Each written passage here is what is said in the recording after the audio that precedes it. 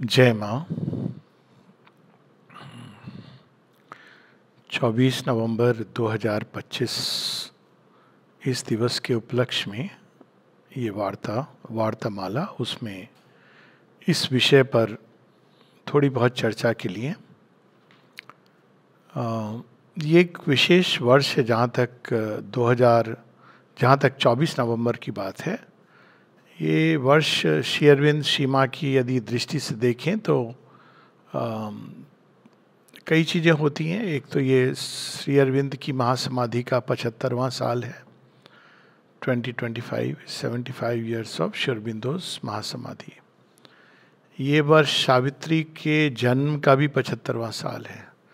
सावित्री जिस रूप में फाइनल फॉर्म में हमको मिलती है, it is the 75th year since the first appearance of Savitri amidst people.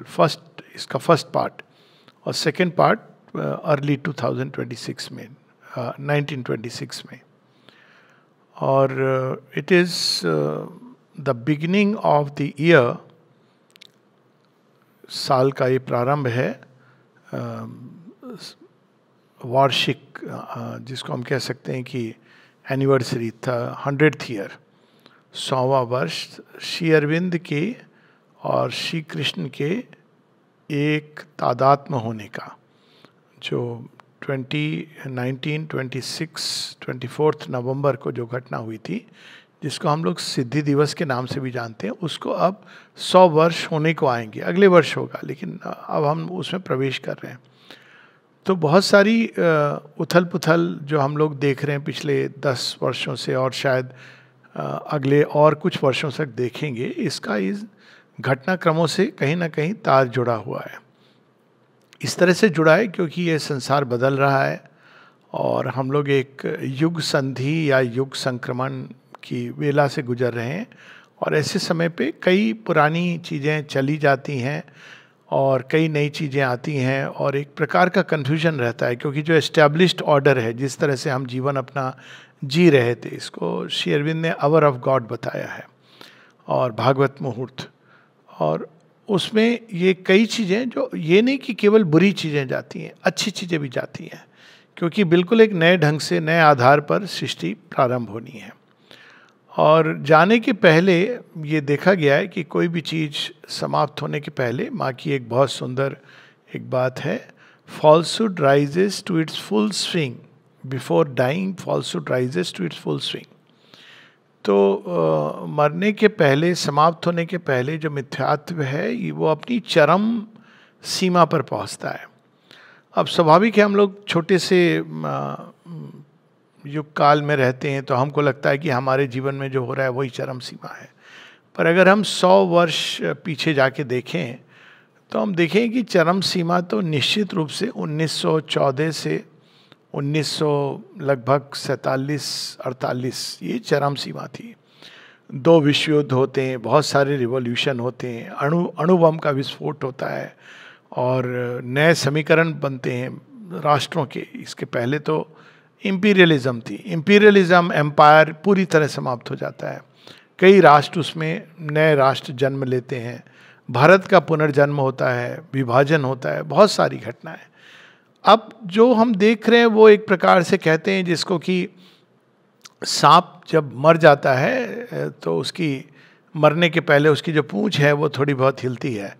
तो ये उस तरह की घटनाएं हम देख रहे हैं। लोगों को हतोत्साहित नहीं होना चाहिए, क्योंकि ये एक नया युग प्रारंभ हो चुका है। और नए युग की जब प्रारंभ होता है तो हमारे यहाँ इस बात का कि केवल मान्यता नहीं है, इसकी पुष्टि स्वयं श्री कृष्ण करते हैं। तो उस युग संधि के अवसर पर स्वयं भगवान मानव देह धारण करते हैं। तो मानव देह धारण करने का अर्थ ये कि अब हम देखें अगर, तो परशुराम जी आते हैं जब सतयुग के समय, जब सतयुग से त्रेता में जा रहे हैं। श्री राम आते हैं जब त्रेता से द्वापर की ओर जा रहे हैं। श्री कृष्ण आते हैं जब द्वापर से हम लोग कलयुग में जा रहे हैं। और यहाँ पर हम देखते हैं कि ये कोई अतिशोक्ति नहीं है, इसकी बात मैं करूँगा थोड़ा बहुत धीरे धीरे, कि यहाँ अब एक जब नया युग आ रहा है तो वहाँ इसके द्वार पे श्री अरविंद खड़े हैं। लेकिन वहाँ तक पहुँचने के पहले हम लोग इस प्रश्न को ले लें, क्योंकि कई लोगों का ऐसा मानना है जो शुद्ध वेदांतीन है कि वो तो ये कहेगा कि भाई भगवान तो अनंत हैं, उनका इस धरती से क्या लेना देना, और अगर लेना देना है भी तो वो मानव रूप धारण करें या पशु का भी रूप धारण करें जो हमारी अवतारों की श्रृंखला में, ये कैसे संभव है? ये तो संभव नहीं है। आफ्टर ऑल वो अनंत हैं, अनंत स्वयं को सीमित कैसे कर सकता है?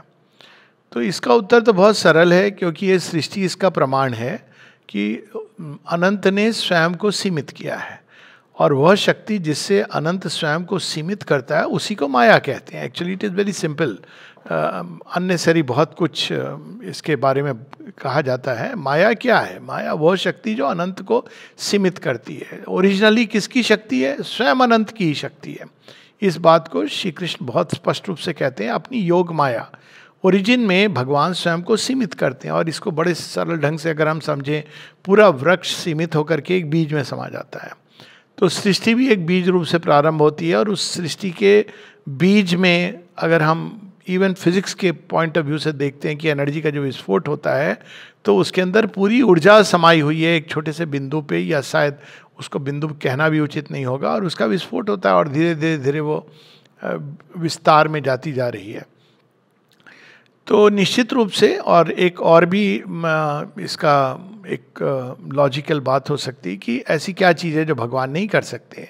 अगर हम ये कहें कि वो भगवान नहीं समा सकते हैं एक मानव देह में, तो फिर ये तो इस तरह की चीज़ है, भगवान सब कर सकते हैं सिवाय इसके।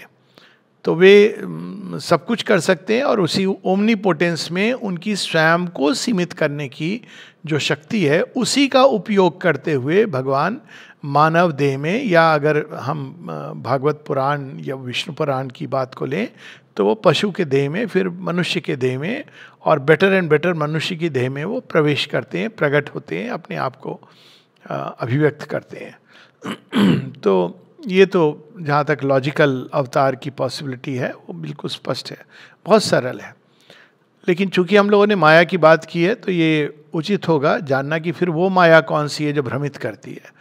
ये भी सच है कि माया भ्रमित करती है। अब यहाँ पर बड़ी सरल सी बात है कि अगर हम माया के इस पार खड़े हैं तो हमको भ्रमित करती है, अगर हम उस पार खड़े हैं तो हमको भ्रमित नहीं करती है। और बड़ी सिंपल इसको हम ऐसे समझें कि जब हम इस पार खड़े हैं तो हम माया ने जो सीमाएं तय की हैं, हम उस सीमा से बंध गए हैं। तो चूंकि हम सीमाओं से बंध गए हैं तो हम उन सीमाओं को ही सत्य समझते हैं, उन्हीं को अपनी पहचान बना लेते हैं। जैसे एक मनुष्य देह को समझने लगता है कि ये मैं हूँ, अपने आइडियाज आइडियोलॉजीज को समझने लगता है कि ये मैं हूँ, तो जब वो माया के इस पार खड़ा है तो वो सीमित हो गया है, और वो सीमित हो गया है, वो खो चुका है, भूल चुका है अपनी पहचान को। वो भी असीम से आया है, सारी सृष्टि असीम से आई है, अनंत से आई है, प्रत्येक सा अंत में अनंत छिपा हुआ है। तो चूंकि वो इस पार खड़ा है इसलिए वो अज्ञान में है, और वो माया उसको भ्रमित करती है। भ्रमित किस सेंस में करती है? इस सेंस में कि वो समझता है यही मेरी पहचान है। किंतु माया के जो उस पार है वो माया उसको मुक्त करती है, क्योंकि वो माया जिसको अविद्यामयी और विद्यामयी माया कहा गया, वो माया उसको ये इस बात का ज्ञान देती है कि वो सीमित नहीं है, वो शांत नहीं है, वो मृत्यु जन्म के परे है। किंतु इन दोनों को जब मिला करके, पूरी सृष्टि इन दोनों के मिलन से बनी है। यानी हम किसी भी चीज को देख लें तो अपने बाहरी रूप में सीमित है, उसके अंदर अगर हम जाएंगे तो विस्तार पे विस्तार पे विस्तार और एकत्व की ओर ले जाएगी, जहां हमको लगेगा कि इसका तो कोई ना प्रारंभ है ना अंत है। अश्वत्थ वृक्ष की बात श्री कृष्ण करते हैं, और अश्वत्थ वृक्ष के बारे में ये बहुत सुंदर एनालॉजी है, स्वयं श्री कृष्ण देते हैं कि इसकी जड़ें तो भगवान के अंदर हैं, लेकिन अगर आप इसके तने और शाखाओं को एनालाइज करोगे तो आपको नहीं समझ आएगा। तो वहाँ पर वो कहते हैं बिविल्डर्ड, क्योंकि वो लोग केवल उतना ही समझ पाते हैं, इसकी जड़ों को नहीं समझ पाते हैं। तो अब अगर उस पार से जब हम देखते हैं, यानी अगर हमारी दृष्टि भगवान की दृष्टि हो जाए, तो ये संसार बिल्कुल अलग दिखता है। क्या ये छलना या इल्यूजन दिखता है? बिल्कुल नहीं। ये बात ईशुपनिषद भी कहती है, श्री कृष्ण भी कहते हैं, और श्री अरविंद भी कहते हैं। ये एक मूल बिंदु है जहाँ पर हम लोगों को इस बात को बिल्कुल स्पष्टता से समझना है कि संसार भगवान को जैसा दिखता है, ऐसा नहीं कि भगवान की दृष्टि या ब्रह्म की दृष्टि में संसार समाप्त हो जाता है, या एक केवल एक छल जैसा दिखता है कि अरे हमको छला जा रहा था, हमको तो ये मरीचिका दिख रही थी, पानी दिख रहा था जहाँ जल नहीं है। हाँ, मरीचिका को अगर आप लेंगे तो ऐसा है, क्योंकि पानी दिखता है लेकिन वहाँ कुछ नहीं होता, वहाँ केवल एक समझिए प्रकाश का या सूर्य के ताप का और धरती में जो रेत है उसका खेल है। लेकिन जब ये कहा जाता है संसार की दृष्टि बदल जाती है, तो ये उस सेंस में दिखाई देता है कि हमको पर्वत, नदी, नाले, वृक्ष, पशु ये होते तो हैं, उनका रूप तो वही रहता है, ये नहीं कि वो एकदम समाप्त हो जाते हैं, कोई और चीज़ आ जाती है। लेकिन इसी को जो हम सीमित रूप में देखते हैं, वहाँ हम भगवान की अभिव्यक्ति देखने लगते हैं कि इन सब के अंदर एक थॉट ऑफ गॉड है। इसी बात को गीता में बहुत विस्तार में, शर, अक्षर, पुरुषोत्तम, अभी उसकी बात हम लोग नहीं करेंगे, लेकिन अब देखें कि शर में वह सब कुछ जो बदल रहा है, वो सब कुछ जो जन्म लेता है, मृत्यु होता है, उसके अंदर भी हमको भगवान की एक अभिव्यक्ति दिखाई देने लगती है। उस सेंस में अगर हम देखते हैं तो पूरा संसार भगवान का अवतार है। इसको हम एक व्यापक सेंस में, अभी रियल उसका एक और गहरा अर्थ है, उसमें आएंगे। फॉर एग्जाम्पल अगर हम देखें कि एक पुष्प है, बड़ा सुंदर है, तो अब वो हम देखते हैं कि अरे पुष्प तो बड़ा सुंदर है, लेकिन हम एक क्षण को देखें कि ये सौंदर्य कहाँ से आया, तो ये भगवान का सौंदर्य है जो पुष्प के अंदर झलकता है। तो भगवान की दृष्टि में क्या दिखाई देगा? उन्हीं का सौंदर्य है, उन्हीं का प्रताप है, उन्हीं का तेज है जो हर चीज के अंदर है। तो ये दृष्टि हमारी बदल गई। अब जो जड़ तत्व है और जो नाम रूप है, ये किस लिए बने? उस प्रताप को, उस तेज को, उस सौंदर्य को, उस प्रेम को, उस आनंद को अभिव्यक्त करने के लिए बने। तो पूरी relationship changes between matter and spirit. So matter, देह, जड़ प्रकृति, वास्तव में ये भगवान की अभिव्यक्ति के लिए है। अब जब हम इस दृष्टि को देखते हुए जब अवतारों की श्रृंखला देखते हैं तो बिल्कुल बातें बिल्कुल स्पष्ट हो जाती हैं। ये आर्बिट्ररी खेल नहीं है कि भगवान मत्स्य अवतार से लेकर आगे की ओर बढ़ते हैं, बल्कि हम बिल्कुल स्पष्ट देखते हैं कि पहले जड़ तत्व केवल मत्स्य अवतार के रूप में केवल एक क्रीचर ऑफ दी वाटर्स और उसके रूप में प्रकट होता है और प्रकट होते हैं, और वो धीरे धीरे उनकी चेतना का विस्तार होता है, ये भी हम देखते हैं। तो एक समय आता है जब वो जल उनको अपने आप में ले नहीं सकता है, तो उसके बाद वो जल राशि और विशाल होती जाती है। यानी भगवान क्या कर रहे हैं? वो चेतना का विस्तार करते जा रहे हैं, और उनकी चेतना का विस्तार हो रहा है, और जैसे जैसे उनकी चेतना का विस्तार हो रहा है, प्रलय आती जा रही है। अब ये बड़ी इंटरेस्टिंग है। क्यों प्रलय आ रही है? क्योंकि अब एक नई कोई चीज़ संसार में प्रकट हुई है जिसको एक्सेप्ट करने के लिए, एकोमोडेट करने के लिए सब कुछ बदलना है। तो ये जो जलमग्न होती है सृष्टि, वास्तव में क्या है? ये वही अवर ऑफ गॉड है कि जब भगवान आते हैं तो चीज़ें इतनी बदल जाती हैं कि अगर आप कालांतर में 100 वर्ष पीछे जाके देखोगे तो लगेगा कि ये तो बिल्कुल अलग समय था और ये समय ही पूरा बदल गया है, काल की गति बदल गई है। अब मत्स्य अवतार में भी क्या है? क्या सब कुछ समाप्त होता है? बिल्कुल नहीं। आफ्टर ऑल राजा सत्यव्रत यदि हर एक सैंपल को लेकर के जा रहे हैं, मिनी लैबोरेटरी है उनकी पूरी जो नाव है, और उसमें इतने सारे पेयर्स को लेकर के जा रहे हैं, जिसकी बात नोआज़ आर्क इसमें भी आती है। तो आफ्टर ऑल सब कुछ तो नहीं समाप्त होता है, यानी एक मूल रूप से बीज रूप में चीज़ें रहती हैं, लेकिन अब वो एक नया जीवन प्रारंभ करती हैं। हाँ, बहुत कुछ है जो जलमग्न होता है, क्योंकि उनके आने से पूरी प्रकृति उद्वेलित होती है, आंदोलित होती है, उत्तेजित भी होती है, क्योंकि एक नई चीज़ सृष्टि के अंदर आ रही है। अब जब हम वैसे देखते हैं तो ये बात समझ आती है कि जब श्री राम आते हैं तो कैसे उस समय की सभ्यता, उस समय का जो ऑर्डर था, वो बिल्कुल उसमें रेखाएं खींची थी। राक्षस वर्त है, असुर साम्राज्य है, और इधर एक प्रकार की एक मानवोचित आर्य सभ्यता पनपने की चेष्टा कर रही है। और धीरे धीरे एक समय आता है जब दोनों में टकराव होता है, और इस टकराव के फलस्वरूप अंत में ये हम लोग जो लेते हैं कि केवल बुरे का विनाश हो जाता है।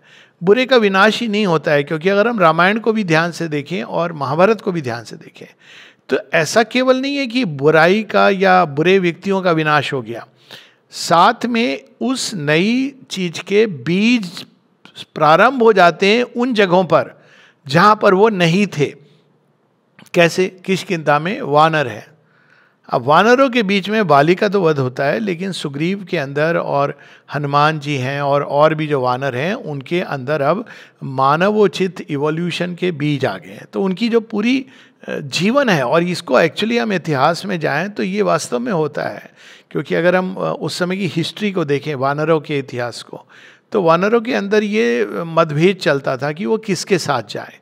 वो अपने आप में एक अलग प्रजाति है, वनवासी हैं। तो उनके साथ था कि हम मनुष्यों के साथ जाएं। उन्होंने सुन रखा था कि भाई राजा दशरथ हैं और उनके पुत्र हैं, तो एक संधि का वो अवसर था। दूसरा था कि रावण के साथ जाएं। तो रावण तो चाहता था कि मेरे साथ जाएं, क्योंकि उनका, इसलिए वो बाली के पास आता है। ये पूरी ऐसे नहीं है कि रावण आया, उसने कहा बाली देखो तू बलवान है या मैं बलवान हूँ। इट इज़ ए स्ट्रेटेजी कि भाई किसके साथ। और अल्टीमेटली जो वानर सभ्यता है, पूरे इवेंट्स होते हैं उसमें, वहाँ पे अब मानव सभ्यता के बीज आ जाते हैं। तो it is like a change of consciousness and evolution of consciousness. क्या ऐसा राक्षस वर्त में भी होता है? हाँ, बिल्कुल होता है, क्योंकि हम देखते हैं कि वहाँ भी विभीषण के अंदर और भी लोग हैं कुछ, जिनके अंदर धीरे धीरे एक नई संभावना के बीज आते हैं, और वहाँ पर भी एक बिल्कुल उस समय के अनुरूप जो मानव सभ्यता, उसका विकास प्रारंभ होता है। एक प्रोसेस होती है जिसमें ये नहीं होता है कि इमीडिएटली सारी चीज़ें समाप्त हो गई और बिल्कुल नई चीज़। तो केवल बुरे का या बुरे लोगों का अंत नहीं हो रहा है। बुरे लोग जिसको हम कहते हैं, बुरे लोग कौन है? वो एक पास्ट है, उनका ये जीवन था, और वो जीवन अपने समय में बिल्कुल ये जीवन जैसा होना चाहिए था वैसा था। मतलब ये बुरा अच्छा is a very relative term. एक समय था जब नर बलि दी जाती थी, प्राय सभी कल्चर्स में दी जाती थी। पशु बलि भी होती थी, हमारे भारतवर्ष में, हमारे हिंदू सभ्यता में भी होती थी, लेकिन वो चली गई, उसका औचित्य समाप्त हो गया। तो वैसे ही कुछ चीज़ें होती हैं जो एक समय, अब इसका भी जो औचित्य था उसमें, again it will be just extending the subject. तो अब कई चीज़ें थी जो राक्षस सभ्यता में एक समय उचित थी, और वो एक सभ्यता का विकास था। मनुष्य इतना ही जी सकता था, उसके अंदर प्रबुद्ध विचार नहीं आ सकते थे। अभी आप अभी की घटना देख लीजिए, आश्चर्य होता है कि ऐसे कौन से लोग होंगे जो प्रसाद में जहर मिलाना चाहेंगे, जैसे ऐसे कौन से लोग होंगे जो ऐसे ही अपने आप को उड़ा देना चाहेंगे। अब ये वो मनुष्यता है जो उसी तरह की राक्षसी मनुष्यता जो जिसके अंदर प्रबुद्ध विचार नहीं आ सकते हैं। ना केवल वो ब्रेन वास्ट है, वो तो है ही, लेकिन आप उसमें कितना भी समझाने की चेष्टा करो कि देखो तुम गलत कर रहे हो, तुम्हारा भगवान ऐसा नहीं चाहता, ये कौन भगवान चाहेगा। अगर आप लॉजिकली भी इस चीज़ को सोचें, वो नहीं समझेंगे। तो धीरे धीरे, लेकिन उसके ही अंदर इस घटना से और साथ में जो नई चीज़ जीवन में प्रकट हो रही है उसके प्रभाव से धीरे धीरे एक मनुष्यता होगी जो प्रारंभ में इस प्रकार की थी, लेकिन उनके अंदर बदलाव शुरू हो जाएगा। ये भी हम लोग देख रहे हैं आजकल, एक मुस्लिम वर्ल्ड में ये चीज़ आ गई है। चूँकि ये हाल की घटना है इसलिए मैं उसके कंटेक्स्ट से जोड़ के, जिसको एक्स मुस्लिम, अगर आप कुछ समय पूर्व अगर ये बात करते एक्स मुस्लिम, तो इसकी तो ना बात थी, ना इसकी कोई चर्चा शायद रहे होंगे। एक्स मुस्लिम यानी आपके पास एक ही ऑप्शन था कि एक मुसलमान एक एथीस्ट या एग्नोस्टिक बन के रह सकता था, और वो कम्युनिस्ट को ज्वाइन कर लेता था, क्योंकि उसको भी अपना एक संघ समूह चाहिए। लेकिन वो हमेशा एक दुविधा में रहता था। अब ये एक दो लोगों से संभावना शुरू हुई। अब कई लोग हैं जो कहते हैं ओपनली कि हम एक्स मुस्लिम हैं, यानी हम, कई लोग हैं जिन्होंने सनातन धर्म को भी स्वीकार किया हुआ। अभी हाल की बात है, जो बाबा बागेश्वर, उनके उसमें कुछ लोगों ने कहा, किसी ने कहा कि मेरा नाम ये है, आपको कोई आपत्ति है क्या? वैसे मैं सनातनी हूँ। तो उन्होंने कहा नहीं, हमें आपके नाम से कोई आपत्ति नहीं है। तो अब ये जो चीज़ है ये प्रारंभ हो गई है, क्योंकि ये दोनों चीज़ें एक और जब वो देख रहे हैं संसार में बुद्धि का विकास हो रहा है, चेतना का विकास हो रहा है, आप चाहें या ना चाहें, ये एक फॉरवर्ड मूवमेंट है। तो लोग आज की तारीख में वैसा नहीं सोच सकते हैं जैसा 150 वर्ष पहले सोचते थे। 150 वर्ष पहले, 100 वर्ष पूर्व जब आप ऐसी बातें करते तो लोग इसको मानते थे कि हाँ ठीक है, हमारे रिलीजन में हमको रहना है, हमारे रिलीजन को बचाना है, जिसको हम कहेंगे कि हर्ड मेंटालिटी। लेकिन अब ये हर्ड मेंटालिटी ख़त्म हो रही है, और लोग इस चीज़ को समझ रहे हैं। संसार का एक व्यापक दृश्य भी सामने आ रहा है, एक्सपोजर हो रहा है, बहुत सारी चीज़ें हैं जो पिछले 100 वर्षों में हुई हैं। यानी कि एक नई चेतना, एक नई सृष्टि, एक नई सोच, एक नई समझ, एक नई बुद्धि, इंटेलिजेंस, वो अब प्रारंभ हो गई है। तो उसके अनुसार हम देखते हैं कि जीवन बदल रहा है। इसमें अवतार का क्या लेना देना है? तो अवतार का यही है कि अवतार उस नई चेतना को धारण करते हैं अपने अंदर। और जब पहले तो ये बात हो गई कि वो आ जाते हैं सीमाओं के अंदर, लेकिन सीमाओं में आके भी वो सदैव, श्री अरविंद उसको बताते हैं कि he is always the divine. यानी उनके अंदर क्या है कि वो अब सचेत हैं, यानी इट्स ए कॉन्शियस बर्थ। तो सारी सृष्टि भगवान का अवतार है, लेकिन वो विस्मृत अवस्था में है। जैसे एक बच्चा है, उसको एक समय लगता है, जब वो गर्भ में वो नहीं जानता मेरे मम्मी पापा कौन है, धीरे धीरे सचेत होता है। तो वैसे ही हम सब उस सेंस में हमारे अंदर कोई चैत्य सत्ता है जो एक सेंस में भगवान का एक अंश ही है, तो अवतार है। अवतार अगर लिटरल मीनिंग ले तो अब यानी नीचे, और त्र यानी टू कम डाउन या टू पार करना, तो उस सेंस में हम सभी पार करके आए यहाँ पर, लेकिन हम विस्मृत हैं। लेकिन अवतार कॉन्शियस होते हैं। तो माता जी के बारे में जैसे किसी ने श्री अरविंद से पूछा था कि माँ प्रे कर रही हैं, तो हमारा ये मानना है कि माँ जन्म से अवतार नहीं थी, लेकिन बाद में वो कॉन्शियस हो गई। तो श्री अरविंद कहते हैं नहीं, ऐसा नहीं, ये मानना गलत है लोगों का। The Mother was above always conscious of the divine even as a child. 2 साल की जब बच्ची हैं तो भी वो कॉन्शियस है, और ये माँ स्वयं अपने जीवन में बताती हैं। अब लोग कहेंगे श्री अरविंद ने अपने बारे में नहीं कहा। अब श्री अरविंद बहुत ही जेंटलमैन है, ये हर चीज़ को कहने की जरूरत नहीं होती है। कुछ लोग पूछ रहे थे कुछ समय पूर्व की, जो 1947 जो डायरेक्ट एक्शन डे हुआ, नोआ खाली हुआ, उसमें क्या श्री अरविंद सीमा ने कुछ कहा? नहीं, हर चीज़ को कहते नहीं हैं, करते हैं।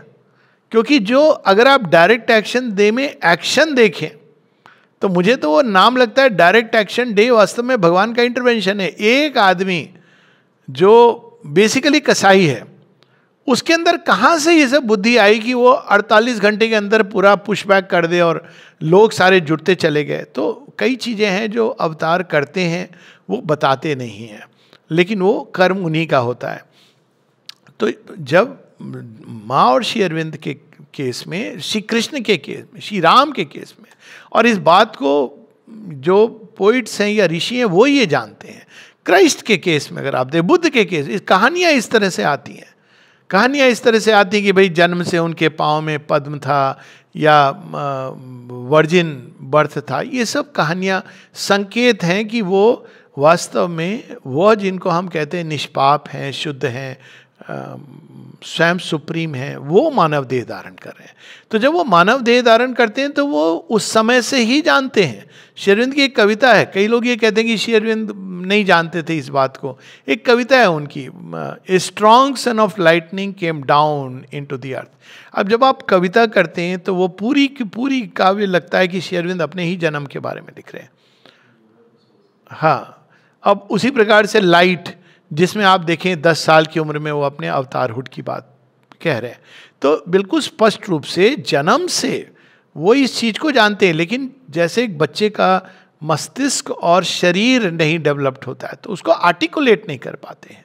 अगर कोई उनसे पूछता कि आप कौन हैं, तो वो जो महसूस कर रहे हो तो बोलते, लेकिन एक छोटा बच्चा, तो बच्चे की भाषा वो 102 लेवल पे चीज़ों का चेंज होता है। एक होता है चेतना के स्तर पे और दूसरा है फॉर्म के स्तर पे।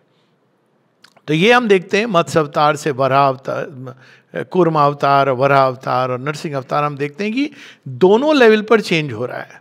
एक और चेंज हो रहा है चेतना के अंदर, और दूसरी ओर चेंज हो रहा है रूप भी बदलता जा रहा है चेतना के अनुरूप।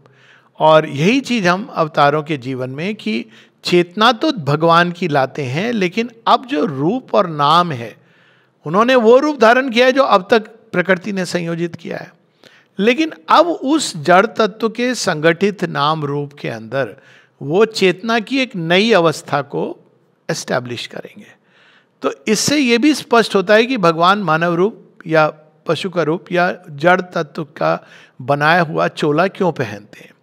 क्योंकि अगर उनको बाकी चीज़ें करनी हैं, जैसे अगर उनको परिवर्तन लाने हैं, रिवॉल्यूशंस लाने हैं, सरकारें बदलनी है, एम्पायर समाप्त करने, तो इसके लिए उनको अवतरण की जरूरत नहीं है, क्योंकि ये तो वो कर देंगे अपने आप। बहुत सारी विभूतियाँ, इंस्ट्रूमेंट्स, संत, हीरोज उनके एक दृष्टि मात्र से प्रकट हो जाएंगे, और हुए भी हैं। अगर हम देखें बहुत सारी ऐसी विभूतियाँ हुई हैं। लेकिन जब उनको डायरेक्ट एक्शन जड़ तत्व पे करना है, तो यानी हमको ये 2 चीज़ें समझनी है कि अवतार साधारण मनुष्य जड़ तत्व में तो है ही, लेकिन अपनी चेतना में भी वो स्वयं को सीमित समझ रहा है, वास्तविकता में नहीं है। वास्तविकता में तृण भी अपने आप में असीमता को धारण किए, अणु अणु के अंदर अनंत ऊर्जा है। ये अब हम लोग इस चीज़ को जानने लगे हैं, लेकिन वो सचेत नहीं है, वो बंधी है, वो नहीं जानता। लेकिन भगवान जानते हैं, चेतना में वो जानते हैं जन्म से कि वो अवतार भगवान है। अवतार तो एक हम लोग वर्ड यूज करते हैं, वो जानते हैं कि वो भगवान है। लेकिन धीरे, चूंकि जड़ तत्व जो है वो नहीं जानता, वो तो अभी यूज टू नहीं है, वो तो ऐसे मोल्ड्स को लेता है जो अब तक बनाए हुए हैं। अब आप एक उदाहरण ले लें कि अगर बोल पाते, लोहा बोल पाता, तो पहले लोहे के बर्तन आते थे, तो लोहे के बर्तन आते थे, उनको जो उस समय टेक्नोलॉजी थी उसके हिसाब से उनको बनाया जाता था। अब किसी वैज्ञानिक के अंदर ये आया कि नहीं, हम स्टील बना सकते हैं। अब स्टील की अपनी संभावना है, नई चीज़ें उससे प्रकट होती हैं, रस्ट नहीं लगता है। सबसे बड़ी बात तो ये है, उसकी ड्यूरेबिलिटी है। तो जब पहली बार अगर लोहा बोल पाता, तो लोहे को जब उठा करके कारीगर ने लिया होता, तो लोहा कहता अच्छा शायद मैं बनने वाला हूँ कुछ। लेकिन जब वो देखता है कि उसको साधारण भट्टी में नहीं, उसको तो बड़े हाई टेम्परेचर में डाल दिया गया है, तो कहता है ये क्या हो रहा है, मेरा तो अस्तित्व समाप्त हो रहा है। अगर आप लोहे की दृष्टि से देखें तो लोहा आमतौर पर जब उससे चीज़ें बनाई जाती हैं तो बस उतनी हीट दी जाती है कि वो थोड़ा नरम हो जाए। जिन्होंने देखा होगा लोहार के यहाँ कैसे लोहार बनाते हैं, चीज़ों को चपटा करते हैं, ये करते हैं, तो वो टेम्परेचर बेसिक प्रोसेस सेम है, लेकिन वो टेम्परेचर इतना होता है कि वो एक मैलिएबल हो जाता है और उसके बाद उसको ठोक पीट के आप उसका स्ट्रक्चर बनाते हैं। लेकिन स्टील बनाने के लिए लगभग ऐसा हो जाता है कि उसका अपना अस्तित्व समाप्त होने वाला है। तो it's a very different process all together. तो अगर वो लोहा देखे कि मेरे साथ क्या हो रहा है, तो वो यही कहेगा कि अरे मैं किसी गलत आदमी के हाथ में पड़ गया।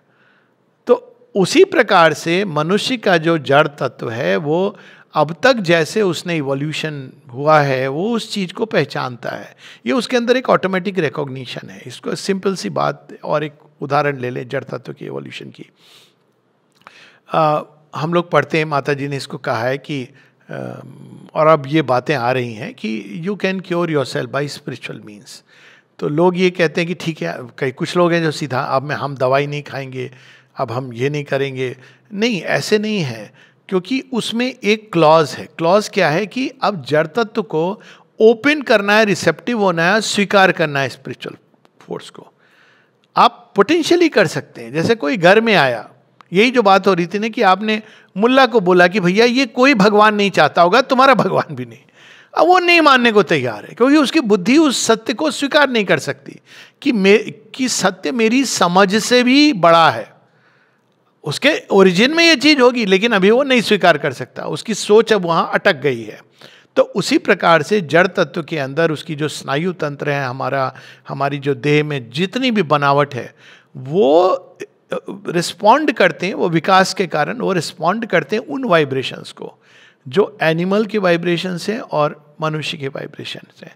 मनुष्य की चेतना को भी पूरी तरह हर व्यक्ति में इतना विकास नहीं हुआ है कि वो मानव की चेतना को भी, आप मानव की चेतना अगर शीर्ष में ले जाएं, सात्विक बुद्धि, उसको वो प्रकट कर सके। और ये डिफ़िकल्टी होती है, रियल डिफ़िकल्टी होती है। कई बार लोग कहते हैं कि श्री अरविंद ने, अब देखिए इसमें एक उत्तर भी मिलता है बड़ा इंटरेस्टिंग, श्री अरविंद ने ये सब कुछ लिखा है, हमें नहीं समझ में आता। तो पीपल डोंट अंडरस्टैंड कि जब आप पढ़ेंगे तो आपकी इंटेलिजेंस का विकास होगा और जड़ तत्व के अंदर भी आपके चेंज आना शुरू होगा। क्योंकि ये सच है कि नहीं समझ आता है, और नहीं समझ आएगा जब तक जड़ तत्व स्वीकार नहीं करता है। न्यूरॉन्स नहीं है। अब ये चीज़ें आ गई हैं न्यूरोसाइंस में, न्यूरोप्लास्टिसिटी जिसको कहते हैं, वो एक अलग विषय है, मैं उसमें नहीं जाना चाहता हूँ। जैसे इंट्यूशन के सेंटर्स एस्लीप है हमारे अंदर, नेचर ने कहीं ना कहीं कुछ बनाया हुआ है ऐसा कि वो विकास होकर के एक नई संभावना को, नई विधा को, नए ज्ञान को, नई इंटेलिजेंस को प्रकट करेगा, जिसको हम कह सकते हैं स्पिरिचुअल इंटेलिजेंस या डिवाइन इंटेलिजेंस। लेकिन वो सुसुप्त अवस्था, सोई अवस्था में एक सोई संभावना है। तो अब जब अवतार आते हैं तो वो मैटर में उस नई चीज को एक्टिवेट करते हैं। पहले वो चीज नहीं समझ आती। श्री कृष्ण जो बातें करते हैं वो ग्वाल वाल को नहीं समझ आती है प्रारंभ में। वो कहते हैं क्या बातें कर रहे हैं कि गोवर्धन की पूजा करो, हम तो इंद्र की पूजा करेंगे। ये क्या बातें कर रहे हैं कि कंस के राज्य को ओवरथ्रो कर दो, हम तो भाई उसको टैक्स देंगे, वो हमको संरक्षण देता है। उनकी जो सोच है उस समय वही सोच है। तो अवतार का ये काम होता है कि वो ना केवल जो जिसको हम अभी बुरा कहते हैं उसको बदलते एक नई चीज, एक नया युग धर्म प्रकट करते हैं, किंतु साथ ही जो कहा गया ना परित्राणाय साधु नाम, वे लोग जो तैयार हैं उस नई चीज को स्वीकार करने के लिए उनके अंदर ये परिवर्तन भी लाते हैं। तो ये दोनों एक्शन एक साथ होते हैं। एक और वे चीजें जो तैयार है नई चीजों के लिए, उनके अंदर एक इवोल्यूशनरी प्रेशर बढ़ता है। अब जैसे जैसे लोग उधर जाएंगे तो क्या होगा, उधर की शक्ति बढ़ती चली जा रही है। अब टग ऑफ वार में समझ लीजिए कि अब धीरे धीरे, और यहाँ जो ये फोर्सेस थी जो ये इसको पकड़े थी, इस सोच को, विचारधारा को, अब उनकी पकड़ धीरे धीरे ढीली होती जाती है। ये प्रोसेस चलती है कुछ समय तक, 100 वर्ष, 200 वर्ष, 300 वर्ष, लेकिन उसके बाद क्या होता है, दो फांक में ह्यूमैनिटी चली जाती है। एक पूरा कोलैप्स हो जाता है और एक अपलिफ्ट हो जाती है। श्री कृष्ण लीला में देख लीजिए कि अब श्री कृष्ण लीला के बाद श्री कृष्ण को बेस करके कितनी नई चीजें इवन स्पिरिचुअल लाइफ की प्रकट हुई हैं। पूरा भक्ति मूवमेंट प्रकट हुआ है श्री कृष्ण के बाद। उसके पहले उपनिषदों में पूजा है और ध्यान है, ध्यान है, पूजा है, तपस्या है। वेदों में भी ध्यान है, पूजा है, तपस्या है। लेकिन श्री कृष्ण के बाद एक नई चीज प्रकट होती है, ना केवल भक्ति, उसमें पुरुषोत्तम, थर्ड पुरुष, उसकी बात होती है। अवतार का सिद्धांत जिसको लोग स्वीकार करने लगे। सारी पुराण जो हैं वो गीता के बाद के हैं। तो उन सब पुराणों में हम देखते हैं, खासकर जो मेन पुराण हैं उनके अंदर अवतारवाद का सिद्धांत आ जाता है और उसके अनुसार लोगों की आध्यात्मिक चेतना में परिवर्तन आता है। भक्ति रस है ही नहीं कहीं पर। अगर आप उपनिषद और वेदों की एज को देखें तो भक्ति रस यू डोंट फाइंड। तो ये नई संभावना को धीरे धीरे धीरे मनुष्य स्वीकार करता है। अगर आप देखें श्री कृष्ण के एडवेंट में और पुराणों के समय में, पुराना रिलेटिवली रिसेंट, बहुत जो सबसे पुराना शायद मत्स्य पुराण है जो डिस्क्राइब करता है ये पूरे ट्रांजिशन को। पर श्री कृष्ण को अगर हम महाभारत वार के समय जब गीता दी गई 4,500 वर्ष या 5,000 कुछ लोग कहते हैं, तो पुराना relatively much later. Some of them are, many of them are post Bible, post Christ. तो आप देखिए कि अब कैसे उसमें अवतारवाद की चीज आती है। इवन क्राइस्ट के जन्म में आप देखें तो उसमें अवतारवाद आ गया ऑलरेडी। बुद्ध के जन्म के समय उसमें अवतारवाद की छाप पड़ गई है, लेकिन वो एक्सप्लिसिट नहीं है, धीरे धीरे वो एक्सप्लिसिट होती जा रही है। तो बात केवल ये नहीं कि अवतारवाद की, इवन जीवन का जो तौर तरीका है वो बदलता है। कई चीज़ें जो उस समय के जीवन में थी बदलती हैं। वो एक अलग एक ऐतिहासिक स्टडी है जो हम कर सकते हैं कि वेदों का जीवन कैसा था, क्योंकि श्री कृष्ण ने सब कुछ इंटरनलाइज कर दिया। उन्होंने यज्ञ को इंटरनलाइज कर दिया। उन्होंने कर्मयोग का जो रास्ता दिखाया जिसके कारण हीरो वॉरियर्स ये सारे के सारे, you could be a yogi as well as doing any activity in life, ये भाव आ गया। कई सारे ऐसी योग की पद्धतियों में ये भाग आया जहाँ पे सेवा का भाव आया। आप कर्म करते हुए भगवान को प्राप्त कर सकते हैं। ये नहीं कि पुराना छूटा, लेकिन वो धीरे धीरे धीरे धीरे कमज़ोर होता चला गया। तो ये प्रोसेस होती है। अब ये क्यों होता है? क्योंकि वो एक तो चेतना के ऊपर छाप छोड़ते हैं। कैसे छोड़ते हैं? क्योंकि मानव चेतना तो उछल के भगवान की चेतना को पकड़ना भी चाहे तो कितना कठिन होता है। तो अवतार वो घड़ी है जब भगवान की चेतना नीचे उतर के मानव चेतना को थाम लेती है। और चूंकि वो मानव चेतना को थाम लेती है, उसके बाद अवतार जब जाते भी हैं धरती से, तो वो जो छाप पड़ गई है वो छाप नहीं छूटती है, क्योंकि उन्होंने मानव देह धारण किया है। ये एक फिलॉसफी नहीं है जो देने आते हैं, या एक सेक्ट नहीं होता है कि जाने के बाद आपको कोई चाहिए जो उस चीज को धारण करे। यहाँ स्वयं भगवान मानव देह धारण करते हैं। और चूंकि वो जड़ तत्व के ऊपर और चेतना के ऊपर छाप छोड़ देते हैं अपनी, तो उसके बाद मनुष्य आएंगे, शरीर धारण करेंगे, ऑटोमेटिकली उनके अंदर इस चीज का कहीं ना कहीं प्रभाव प्रारंभ हो जाएगा। तो अवतारों में ये नहीं होता है जैसे आजकल कई लोग बोलते हैं कि श्री अरविंद के बाद ये लोग श्री अरविंद की उसको आगे ले जा रहे हैं, क्या बोलते हैं उसको, हेरिटेज को, लीगेसी को। नहीं, ऐसा कुछ नहीं है और आवश्यकता नहीं है, और कोई ले भी नहीं जा सकता कि भाई ये गुरु हैं, श्री अरविंद की लीनियज से गुरु है। हाल में मैं पढ़ा था, मैंने कहा ये कौन मनुष्य है? श्री अरविंद गुरु नहीं है, अवतार है, अंतर है। गुरु जो है वो मनुष्य को इस सृष्टि, इस बंधन से बाहर जाके, अज्ञान के बंधन से बाहर जाकर के एक असीम अनंत में ले जाने का मार्ग दिखाते हैं। बहुत बड़ी बात है, अज्ञान से मुक्त होना भी बहुत बड़ी बात है। गुरु ये करते हैं, आपको सीमित में वो बताते हैं असीम में कैसे जा सकते हो। और वो कैसे करते हैं? जब वो स्वयं चेतना उठती उठती उठती उनकी एक समय आता है, और वो वहाँ पर लीनिएज की बात होती है, जब एक ओरिजिनल कोई ऋषि होता है, कोई गुरु होता है, जो एक इन्वोल्यूशनरी बीइंग है, जो एक उच्च चेतना का कोई बीइंग है, जो आकर के सत्ता, मानव सत्ता में आकर वो रास्ता दिखाता है, और फिर धीरे धीरे वो अपनी इस पॉसिबिलिटी को किसी और के अंदर स्थापित कर देता है, तो वो और लोगों को दिखाते हैं। बाद में जब लीनिएज खत्म हो जाती है तो ये चीज़ खत्म हो जाती है, ये भी माननी चाहिए उस लीनिएज में।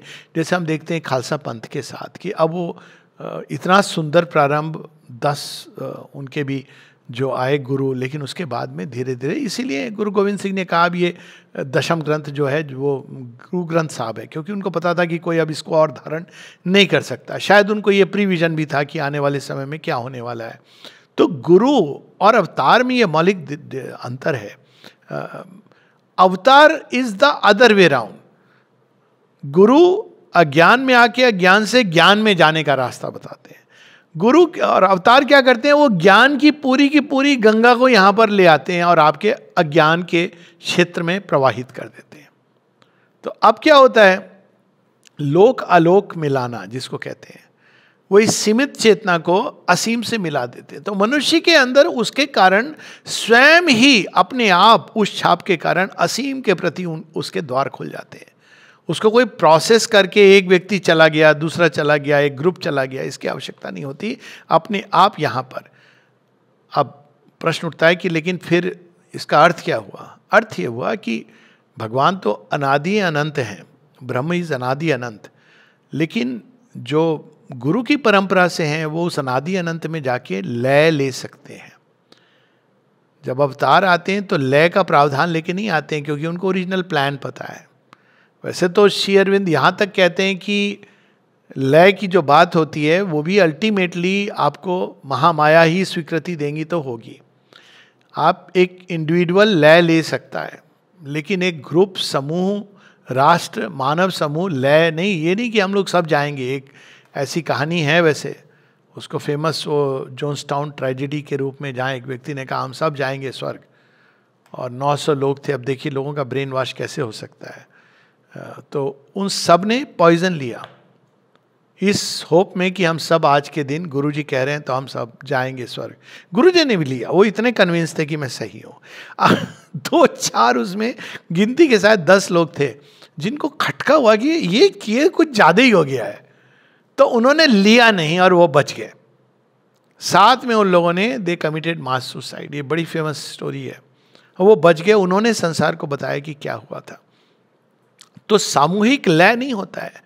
तो यदि आप चाहते हैं कि ये संसार भी दिव्य बने तो ये रास्ता हो ही नहीं सकता। ये जो लोग कहते हैं कि नहीं नहीं और भी लोग यहाँ पे उनकी स्पिरिचुअल कॉन्शियसनेस बढ़ जाएगी, नहीं, उससे, क्योंकि वो स्पिरिचुअल कॉन्शियसनेस मैनिफेस्टेशन की तरफ नहीं है। वो स्पिरिचुअल कॉन्शियसनेस बढ़ रही है बाहर जाने के लिए। ये 2 अलग रास्ते हैं। अगर आप एक रूट पकड़ेंगे तो ये नहीं आप एक मीटिंग पॉइंट होगा। कई बार लोग कहते हैं ना कि हम पौंडीचेरी के बाहर जा रहे हैं, तो पौंडीचेरी रास्ते में हमारी गाड़ियाँ में हम चेंज करेंगे, क्योंकि ऐसा कुछ संयोग पड़ता है कि अब मैं जा रहा हूँ मान लो फ्लाइट कैच करने चेन्नई से, और कुछ लोग हैं जो चेन्नई से आ रहे हैं, अरे आप भी आ रहे हैं, चलो हम लोग बीच में कहीं पॉइंट पर मिलेंगे। हाँ मिलेंगे, लेकिन मैं बाहर जा रहा हूँ, तुम भीतर आ रहे हो, तो अंतर है उसमें। तो ये हमको समझना चाहिए कि एक साधारण गुरु, या गुरु साधारण is a way of saying, पर गुरु उससे बाहर की ओर ले जाता है। चेतना की गति अलग होती है। आपकी चेतना का उन्नयन होगा डेफिनेटली। जब आप जा रहे हैं तो आपके अंदर कुछ विकास होता है निश्चित रूप से, लेकिन वो विकास प्रकट नहीं हो सकेगा। इसलिए आप देखें कि इस तरह की जो एक पद्धति है उसमें एक अदरवर्ल्डलीनेस की सेंस आ जाती है। लेकिन अवतार क्या करते हैं, वो तो ले जाते हैं हमारे बीच में, तो यहाँ उसका प्रकटन होता है। कलेक्टिव चेंज के लिए आते हैं। पहला तो ये इंपॉर्टेंट है। तो श्री अरविंद भी कुछ व्यक्तियों का समूह बाहर ले जाने के लिए नहीं आए हैं। He is not a sect और ए कल्ट और a guru who has come to take few people away from creation. वो अवतार की श्रेणी में है जहाँ वो पूरी मनुष्यता पे छाप छोड़ने आए हैं और धरती के जड़ तत्व के ऊपर अपनी छाप छोड़ने आए हैं। और जिस हद तक वो धरती ले सकती है भगवान के नेक्स्ट लेवल को, उसको वो यहाँ स्थापित करते हैं। यहाँ पर हमको ये समझना है कि ये जो लास्ट पार्ट है अवतारवाद का, कि जो भगवान सर्वत्र हैं, सब चीज़ में है, लेकिन विकास का जो क्रम होता है वो भगवान से धीरे धीरे प्रकृति एक एक पग लेके मिलना चाह रही है। अंत में खेल वही हो रहा है कि प्रकृति मिलेगी भगवान से। लेकिन अब सोचिए, अगर आप तैयार नहीं हैं, हेलीकॉप्टर से आपको उतार दिया गया प्लेन से सीधा माउंट एवरेस्ट के ऊपर, तो आपकी क्या अवस्था रहेगी? आप उसको नहीं संभाल पाएंगे। तो ये प्रकृति क्या करती है, वो अपनी संपूर्णता में मिलन चाहती है, और ऐसा मिलन चाहती है कि वो भगवान को भी अपने अंदर पूरी तरह समा सके। अगर हम इसको देखें तो वो वास्तव में पुरुष और प्रकृति, ईश्वर और शक्ति का अल्टीमेट मिलन है। और इस चीज़ को कहानी में, शिव पुराण में ये चीज़ आती है। हालांकि शिव पुराण में वो सूक्ष्म स्तर पे है। शिव और पार्वती का जब मिलन होता है, जब कार्तिकेय का जन्म होता है, तो शिव जी गुफा में ले जाके उनको कहानी सुनाते हैं। सब कुछ माता पार्वती के पास्ट लाइफ की, पूरा पास्ट सब कुछ सुना रहे हैं। लेकिन माता पार्वती इसको नहीं पूरी तरह सुन पाती हैं, वो सो जाती हैं। लेकिन कपोत सुन लेता है, वो एक अलग स्टोरी है, वो अलग। लेकिन उसी प्रकार से स्टेप बाय स्टेप वो क्यों सुना रहे हैं? वो सीधा कह देते आप जगत जननी हो, आप तो मेरी शक्ति हो। नहीं, क्योंकि वो पूर्णता के मिलन की बात ही कुछ और होती है कि दो व्यक्ति मिले जहां एक बेहोश हो गया। कहानी है ना, महाभारत में इलस्ट्रेटिव स्टोरी है। जब व्यास ऋषि से, कौन थी वो, अंबिका, अंबा तो चली गई थी, उसने अग्नि, अंबिका मिलती है तो वो तो हाँ अंबी, तो वो जब मिलती है व्यास ऋषि से तो दोनों का मिलन होता है। लेकिन इसकी तो देख के मतलब अंधी हो जाती है, कहती इनको तो मैं देख ही नहीं सकती हूँ, इतना उनका भयानक चेहरा है। यानी भयानक, यानी वो तेज को नहीं सहन कर पाती हैं। और दूसरी जो होती हैं वो तो भय से पीली पड़ जाती हैं। तो अल्टीमेटली जो प्रोजनी होती है, तो ये अधूरा मिलन है। अल्टीमेटली जो प्रकृति, भगवान की जो शक्ति है वो सृष्टि में गई है, वो पूर्ण मिलन चाहती है। और भगवान भी यही चाहते हैं कि ये पूरी तरह विकसित हो, और तब जो मिलन होगा। इवन नॉर्मल लाइफ में अब बाल विवाह ठीक है, उसके प्लस माइनस जो भी हैं अब नहीं होता है। Its pluses are more, let's put it like that, sorry minus are more बाल विवाह के। प्लस केवल ये होता था कि आप एक दूसरे से घुल मिल जाते थे, परिचित हो जाते थे, that was the plus point. और कुछ चीज़ें होती थी, समाज की विकृतियाँ, जो बाल विवाह के बाद एक संरक्षण, लेकिन जो भी हो, माइनस वेयर मेनी मोर। अब एक बाल विवाह है, एक विवाह है जहाँ आपको लड़की तैयार नहीं है और आपकी शादी हो गई, और एक है जहाँ वो पूरी तरह तैयार है, विकसित है, कॉन्शियस है, और जो लड़का है वो भी पूरी तरह तैयार है, विकसित है, कॉन्शियस है। अब देखिए इसमें अंतर है कि नहीं है? विच union will give much greater Joy. और देखिए संसार में ये चीज अब प्रारंभ हो गई है।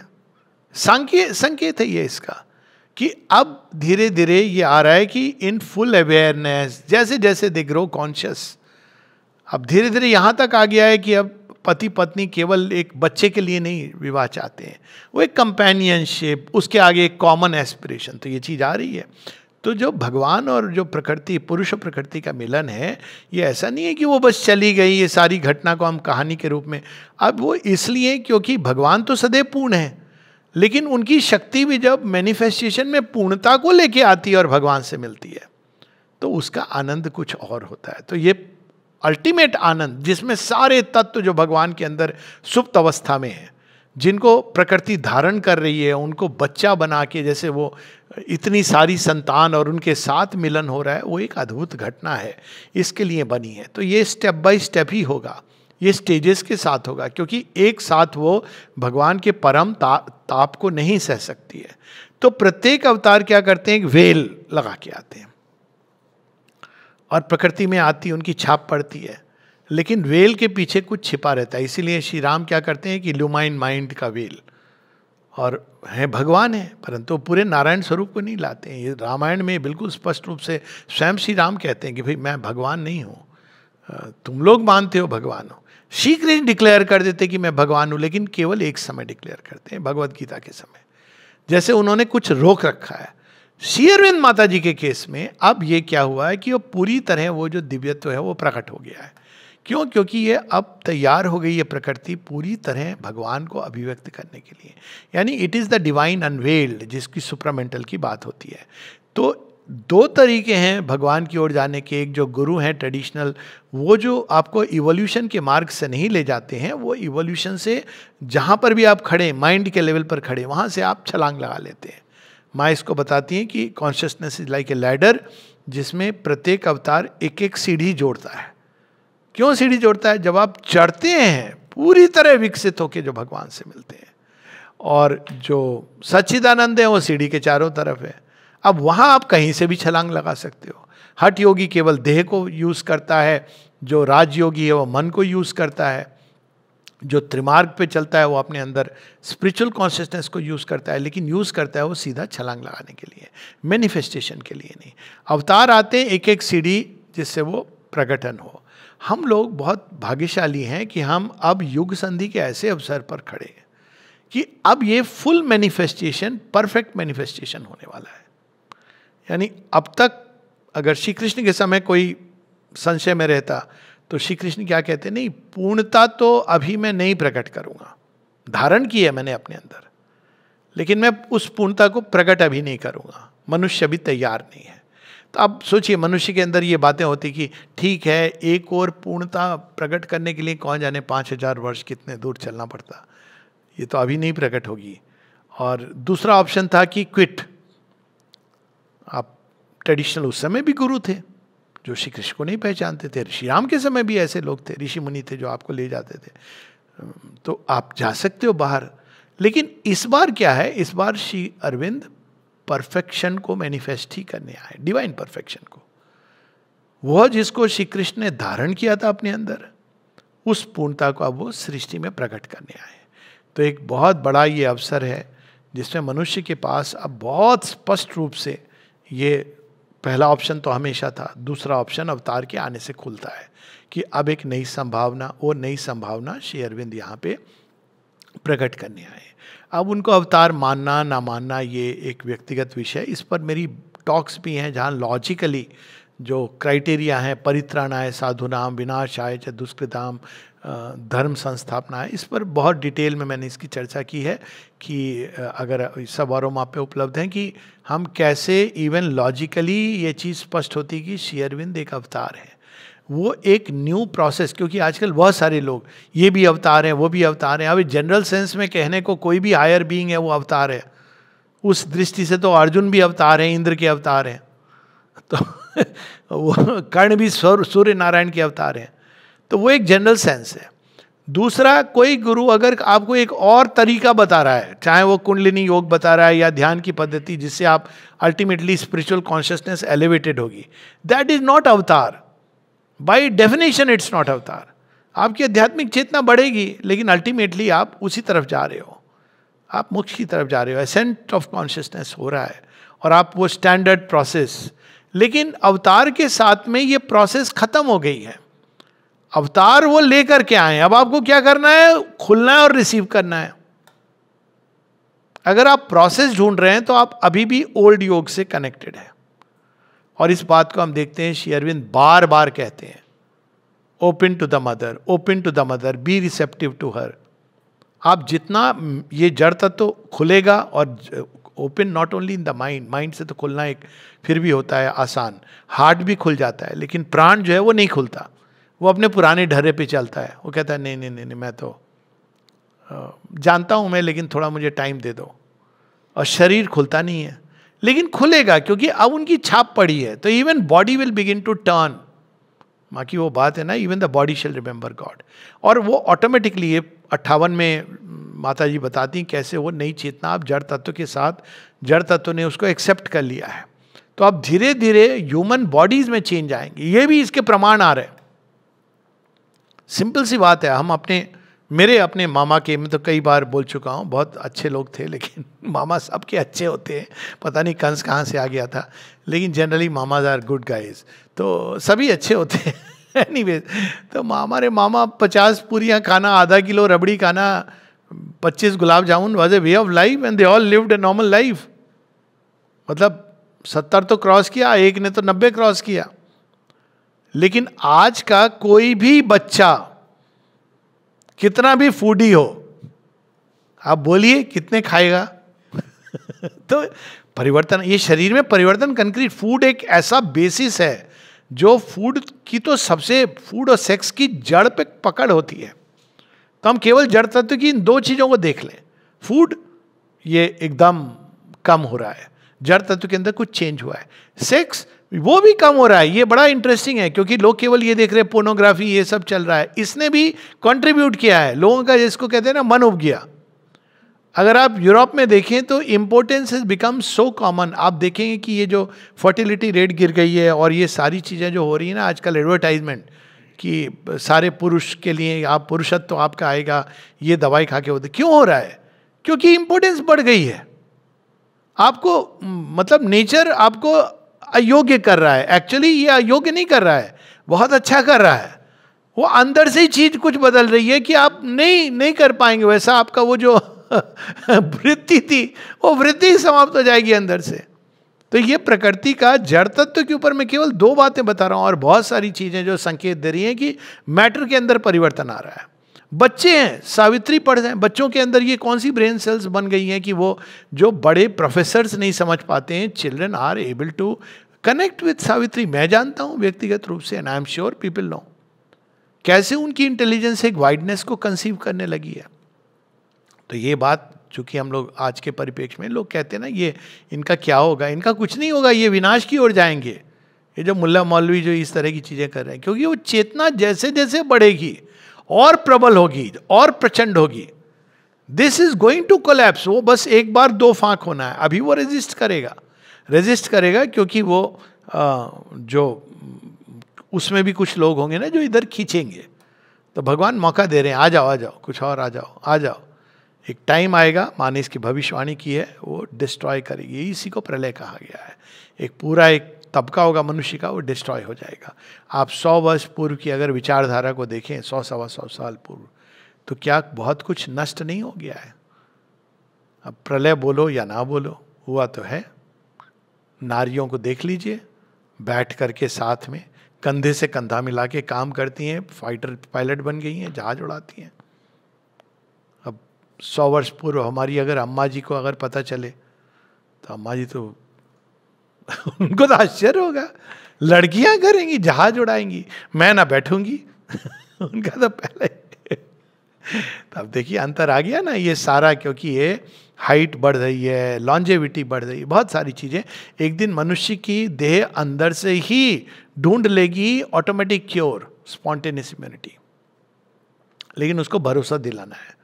ये प्रोसेस है, ट्रांजिशन होगा जिसमें आप नहीं कर पाएंगे, लेकिन धीरे धीरे आप देखें कि अंदर से अब इम्यून सिस्टम की ओर लोगों का ध्यान जा रहा है कि भाई असल चीज़ तो ये है, हम बाहर से दवाइयाँ दे रहे हैं।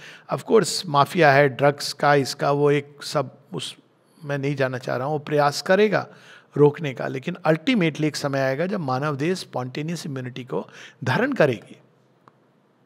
ये ऑटोमेटिक प्रोसेस होगी क्योंकि जड़ तत्व के अंदर अब भगवान की छाप पड़ गई है और वो चेंज हो रहा है, मॉडिफाई हो रहा है। ये हमारी मान्यता पर अब निर्धारित नहीं है, निर्भर नहीं करता है, लेकिन ये जरूर है कि इसमें वे लोग बेस्ट पार्टिसिपेट करेंगे जो सचेतन रूप से इस बात को समझेंगे और खुल जाएंगे। तो इसी बात के साथ मैं समाप्त करूंगा। एसेज ऑन द गीता में श्री अरविंद जब अवतार हुट की बात करते हैं तो अंत में जाकर के वो एक बड़ी इंटरेस्टिंग चीज बताते हैं कि अवतार तो अपना काम करके चले गए, श्री अरविंद अपना काम करके चले गए मतलब अब हम सबको हेल्प कर रहे हैं थोड़ा पीछे से कि अब तुम लोग आओ। तो अब वो किसको ये फल प्राप्त होगा सबसे अधिक या सबसे पहले, ये सावित्री में भी ये सब प्रोफेसी है। The inner fruit of the avatars coming is gained by those who learn from it the true nature of the divine birth and the divine works and who. तो पहले तो ये है कि हमको ये चीज को समझना है। अवतारवाद का सिद्धांत श्री अरविंद के योग में बहुत आवश्यक है। Shri Aurobindo essays on the Gita में 3-4 चैप्टर इस पर डेडिकेट करते हैं और कई जगहों पर, और कई बार लोग श्री अरविंद की फिलॉसफी, श्री अरविंद का योग, गुरु, मतलब आपने कट कर दिया most important. Avatar becomes the gate toward the future, क्योंकि मानव देह में एक उदाहरण भी बनते हैं हम सब के लिए, क्योंकि हमको पता नहीं आता कि भगवान करुणा में है। करुणा का क्या मतलब है? हमको तो लगता है थोड़ा सा हमारे अंदर पिटी आ गई, वो करुणा है, लेकिन जब आप उदाहरण देखते हैं भगवान का तो करुणा आपको समझ आती है। आप जब उदाहरण देते हैं कि भगवान कैसे इस सृष्टि में कार्य करते हैं, तो भगवान की लीला समझ आती है और धीरे धीरे आप उस एग्जाम्पल की ओर बढ़ना प्रारंभ करते हैं, क्योंकि आपको स्वयं ही लगता है। कई बार लोग बात होती है, मुझसे भी पूछते हैं, मैं कहता हूँ देखो ऐसा है ना कि हमारे जो मास्टर्स हैं अवतार श्री अरविंद माता जी, उन्होंने इतना हाई स्टैंडर्ड रख दिया ना हर चीज़ का, कि आपको कुछ उसके नीचे करने में खुद ही बुरा लगता है कि हम कैसे उनके शिष्य अनुयायी हैं। उन्होंने माँ दिन रात काम करना, 2 घंटे वो भी विश्राम भी नहीं कह सकते कार्य करती थी, तो हम लोग कैसे छुट्टी ले सकते हैं? मतलब ये मन में खुद ही लगता है कि उन्होंने कैसे काम किया है। तो यहाँ पर true nature of the divine birth and the divine works and who, तो पहली चीज है उसको समझना। इसलिए अवतार की लीला का वर्णन, अवतार के नाम का स्मरण, ये अपने आप में कल्याणकारी होता है। इस चीज को हमारे पूर्वज भी समझते थे और हमको भी समझना चाहिए। श्री अरविंद की लीला, ऋषभ चंद की जो पुस्तक है Shri Aurobindo his life unique, अद्भुत है। आप पढ़िए, देखिए कितनी इंस्पिरेशन मिलती है, एग्जाम्पल मिलता है उसमें। अच्छा, ऐसा होना चाहिए मनुष्य को। हम तो सोचते थे बस हम आंख मूंद के ध्यान कर लेंगे भगवान मिल जाएंगे, लेकिन भगवान बता रहे हैं कि वो क्या करते हैं। आप देखिए उसमें जो श्री अरविंद का जीवन है ना, जेल जाने के पहले, वो कहीं ऐसा नहीं मेंशन है कि श्री अरविंद बैठ जाते थे 5 घंटे ध्यान करते थे, या हिमालय जाके उन्होंने किसी गुरु को खोजा। आप उनके जीवन को देखिए, वो लगता है कि ये तो समता का, ईश्वर प्राणिधान का जीता जागता उदाहरण है। And who growing full of him in their consciousness and taking refuge in him with their whole being, मन मया माम उपाश्रिता, पूरी तरह उनकी चेतना में रम जाना, उठते जागते सोते बैठते काम करते ध्यान करते माँ का ही ध्यान आए, श्री अरविंद माँ से जुड़े रहे, रम जाना, चाहे वो नाम के द्वारा, चाहे चेतना के अंदर भक्ति के द्वारा, कर्म के द्वारा, सेवा के द्वारा। ये दूसरी कंडीशन है। तीसरी है purified by the realising force of their knowledge and delivered from the lower nature. तो इसमें भी आप डिलीवर्ड हो गए इग्नोरेंस से, आपको किसी और गुरु की आवश्यकता नहीं है, उनकी शक्ति, क्योंकि वो तो आए ही हैं वहां से, जो उस पार से आए हैं, तो he will deliver us from ignorance. Attain to the divine being and divine nature मद भावम। लेकिन अंतर क्या होगा? जो ट्रेडिशनल योग में आत्मा तो मुक्ति हो जाती है, लेकिन प्रकृति आपकी वैसी रहती है। थोड़ा बहुत उसमें एक सात्विक भाव आ सकता है, लेकिन कई ऐसे योगी हैं जिनमें कोई सात्विक भाव भी आपको नहीं देखने को मिलता है। लेकिन इसमें आप सत्व के भी परे, त्रिगुणातीत, उसके भी परे, भगवान श्री कृष्ण जो कहते हैं परा प्रकृति, मेरी प्रकृति। अब भगवान की क्या प्रकृति है? वो प्रकृति में हमारी प्रकृति ढलने लगेगी। हमारा मन, हृदय, प्राण, शरीर, मन के अंदर भगवान का प्रकाश, भगवान का सत्य, वाणी के अंदर भगवान का प्रकाश, भगवान का सत्य, हृदय के अंदर भगवान का प्रेम, भगवान का माधुर्य, प्राण के अंदर भगवान की ऊर्जा, भगवान की शक्ति, भगवान का प्रताप, भगवान की ऊर्जा से चलने लगेगा। और देह के अंदर भगवान का टेम्पल अपने आप, तो जिसको गोल्डन लाइट पोयम में श्री अरविंद बताते हैं, तो वो प्रोसेस अपने आप शुरू हो जाएगी। मद भावम। The avatar comes to reveal the divine nature in man above this lower nature and to show what are the divine works. Sri Arvind, Sima, they didn't withdraw. Even जो लोग कहते हैं ना, कई लोग ये कि भाई वो रूम में क्या करते थे श्री अरविंद? पूरी सृष्टि का भार संभाल रहे थे, जैसे श्री कृष्ण रथ के ऊपर बैठ के। और माता जी का जीवन तो आप सुबह से रात तक, उनका तो कांस्टेंट प्रोसेस था। लेकिन कैसे वो काम करते हैं, अंतर क्या होता है? Free, अनइगोइस्टिक, disinterested. डिसइंटरेस्टेड मतलब जिसमें किसी का व्यक्तिगत इंटरेस्ट ना हो, इम्पर्सनल, निर्व्यक्तिक, कोई व्यक्तिगत लाभ के लिए नहीं, यूनिवर्सल, सर्वभूत हिते रता, full of the divine light, the divine power and the divine love. He comes as the divine personality. ये भी इंपॉर्टेंट है, क्योंकि टिपिकल मोक्ष में पर्सनैलिटी का कोई औचित्य नहीं है। आप मेडिटेट करती है, पर्सनालिटी तो वो जो भी आपका वो लेन देन चल रहा है वो ख़त्म हो जाएगा। मानवीय प्रेम, मानव जीवन, इसका बस एक टेम्पररी वो है। लेकिन मानव पर्सनालिटी डिवाइन पर्सनालिटी को धारण कर सकती है, which shall fill the consciousness of the human being and replace the limited egoistic personality. इसकी भी बात श्री अरविंद ने करी है कि न जैसे जैसे प्रगति होगी वर्ल्ड पर्सनालिटी आएगी, उसके बाद नॉस्टिक पर्सनालिटी आएगी, पर वो एक अलग विषय है. Out of ego into infinity and universality, out of birth into immortality. और यहाँ इमॉर्टैलिटी का ये सेंस है. He comes as the divine power and love which calls men to itself, so that they may take refuge in that and no longer in the insufficiency of their human wills and the strife of their human fear. So, अवतार के साथ जो मूल सिद्धांत होता है शरणागति, यही चीज श्री कृष्ण भी कहते हैं कि सर्वधर्मान परित्यज्य मामेकम शरणं व्रज. इसी बात को श्री अरविंद बार बार कहते हैं. This yoga begins with surrender, ends with surrender, continues with surrender. तो क्योंकि अवतार जो लाए हैं वो संभव नहीं है मानव तपस्या द्वारा. Wrath and passion and liberated from all this unquiet and suffering may live in the calm and bliss of the divine. Nor does it matter essentially in what form and name or putting forward what aspect of the divine he comes. For in all ways, varying with their nature, men are following the path set to them by the divine, which will in the end lead them to him, and the aspect of him which suits their nature is that which they can best follow when he comes to lead them. तो अवतार एक standardise technique देने नहीं आते हैं, क्योंकि वो infinite है. आप उनसे रिलेट करना चाहते हैं through meditation, through concentration, by all means. आप उनको में शिवत्व को देख रहे हैं, बाय ऑल मीन्स. और कोई है जो उनको कर्म के द्वारा पाना चाहते हैं, बाय ऑल मीन्स. कोई भक्ति के द्वारा, कोई सबके सम्मिश्रण से, कोई शुद्ध ज्ञान के द्वारा, ऑल मीन्स. जैसी आपकी प्रकृति है अवतार आपको वैसा स्वीकार करते हैं. और लास्ट में, in whatever way man accept love and take joy in God, in that way God accepts loves and take joy in man. कोई एक फिक्स तरीका नहीं है श्रीमान श्री अरविंद से जुड़ने का. आपकी जैसी अंदर की प्रकृति और प्रवृत्ति भगवान आपको वहां से शुरू करेंगे.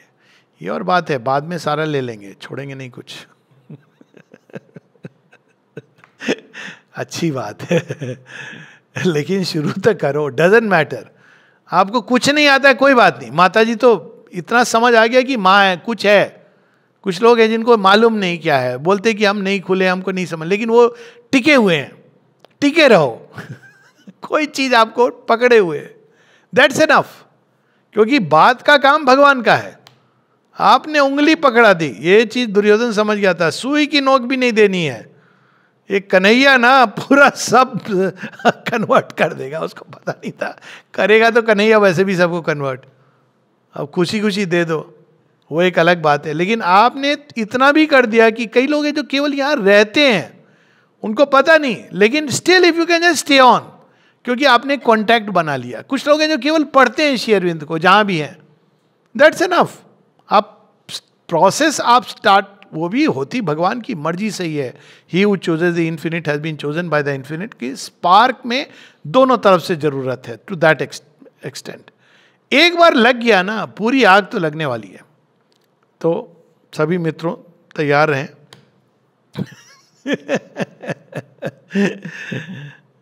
इन that way God accepts, loves and takes joy in man. ये यथा माम प्रपद्यन्ते तांस थैव भजामि हम.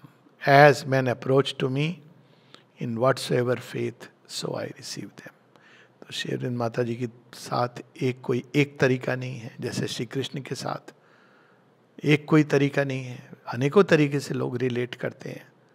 उसी तरह श्री अरविंद माँ के साथ कोई एक तरीका नहीं है उनसे कनेक्ट होने का.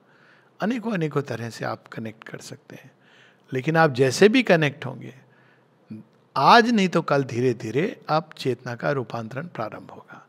अगर आप समर्पण कर देंगे, मदभावम मागतः, अगर आप पूरी तरह अपने आप को देंगे, तो वही प्रोसेस फास्ट होगी, स्मूथ होगी, सरल होगी. और अगर एक भाग देगा, दूसरा रेजिस्ट करेगा, तो प्रोसेस लंबी होगी. पर अंत में विजय तो भगवान की होगी. जय मां.